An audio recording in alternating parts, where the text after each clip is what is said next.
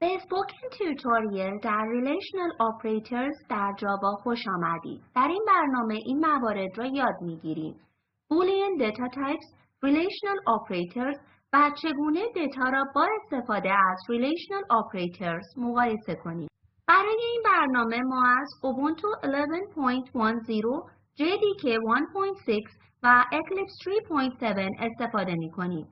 برای این برنامه شما باید با دیتا تایپس در جاوا آشنایی داشته باشید.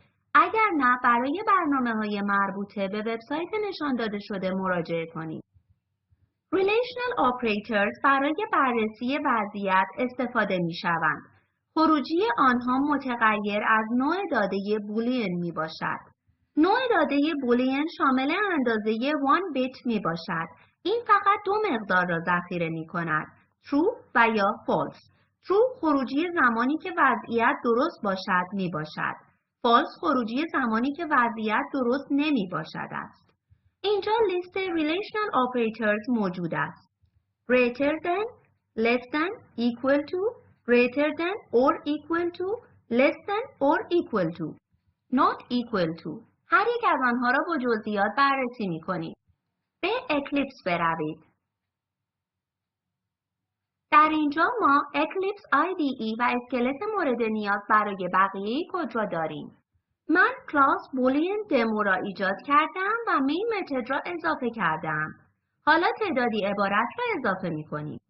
بولین B را تایپ کنید. کلیدواژه بولین که نوع داده از متغیر B را بولین اعلام می کند. ما نتیجه وضعیت را در B ذخیره می کنیم. ما متغیر weight را تعریف می کنیم و وضعیت را با آن متغیر بررسی می کنیم. int weight equal to 45. ما بررسی می کنیم که آیا مقدار در weight بیشتر از 40 است؟ b equal to weight greater than 40. این استیتمنت میگوید که بررسی کنید که آیا مقدار متغیر بیشتر از 40 است و نتیجه را در B ذخیره کنید. حالا مقدار B را چاپ می کنیم. system.out.println B. save و ران کنید. همانطور که می‌بینیم خروجی true است. حالا ببینیم که اگر مقدار کمتر از 40 باشد چه می‌شود. weight را به 30 تغییر دهید. save و ران کنید. می‌بینیم که خروجی false می‌باشد. به این روش نماد greater than برای بررسی کردن که آیا یک مقدار بیشتر از دیگری است استفاده می شود. همینطور نماد less than برای بررسی کردن که آیا یک مقدار کمتر از دیگری است استفاده می شود. حالا نماد greater than را به less than تغییر می دهیم. پس بررسی می کنیم که آیا مقدار weight کمتر از 40 است. save run.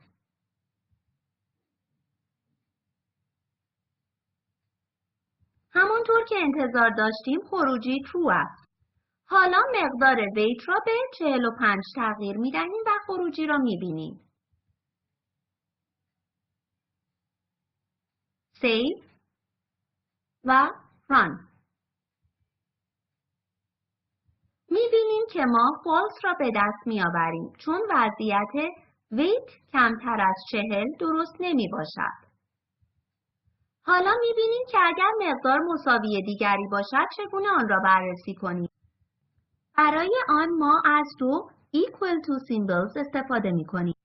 نماد less than را به double equal to تغییر دهید. save و run. همانطور که می‌بینیم خروجی false است چون مقدار weight مساوی 40 نمی‌باشد. حالا weight را به 40 تغییر می دهیم و خروجی را می بینیم.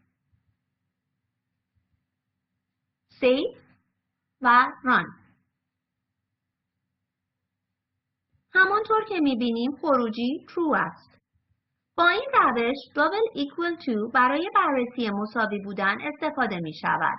لطفاً مواظب باشید چون معمولاً افراد از نماد single equal to برای بررسی برابری استفاده می‌کنند و این اشتباهات غیر ضروری می‌دهد. حالا می‌بینیم چگونه less than or equal to را بررسی کنیم. برای آن ما از نماد less than به همراه یک نماد equal to استفاده می‌کنیم. double equal to را به less than equal to تغییر دهید. save و run کنید.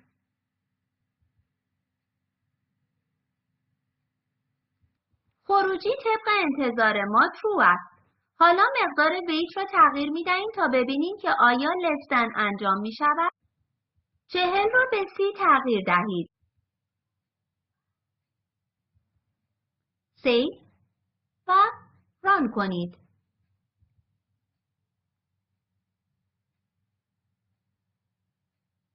می‌بینیم که هرچند weight مساوی 40 نیست ما خروجی true را به دست می‌آوریم چون آن کمتر از 40 است. حالا ببینیم که اگر مقدار weight بیشتر از 40 باشد چه می‌شود. مثل 50. save و run کنید.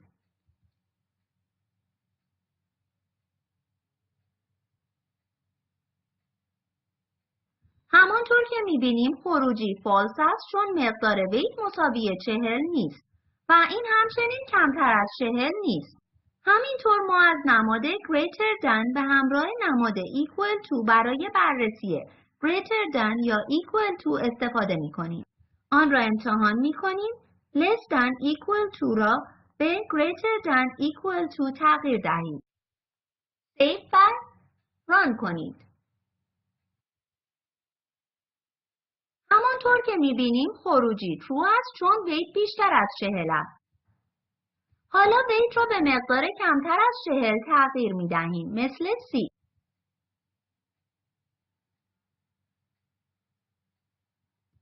save و run کنید. ما false را به دست می‌آوریم چون مقدار weight بیشتر از 40 و همچنین مساوی 40 نمی‌باشد.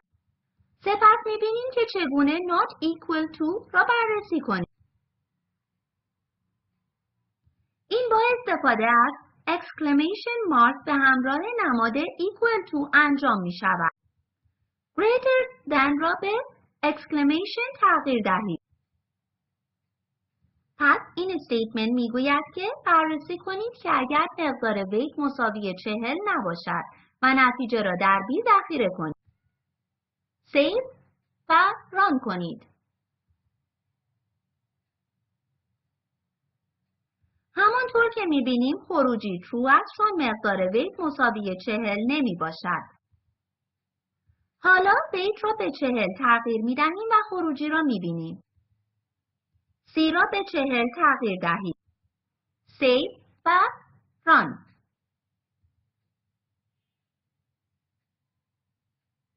ما false را به دست می‌آوریم چون وضعیت weight مساوی 40 نباشد اشتباه است. وضعیت not equal to متضاد وضعیت equal to می باشد و این چگونگی استفاده از relational operators های مختلف برای مقایسه دیتا در جاوا می باشد. به پایان برنامه می رسیم. در این برنامه این موارد را یاد گرفتیم. نوع داده بولیان، relational operators و چگونه relational operators را برای مقایسه دیتا استفاده کنیم. ارائه: بررسی کنید که آیا دو عبارت نشان داده شده مساوی هستند؟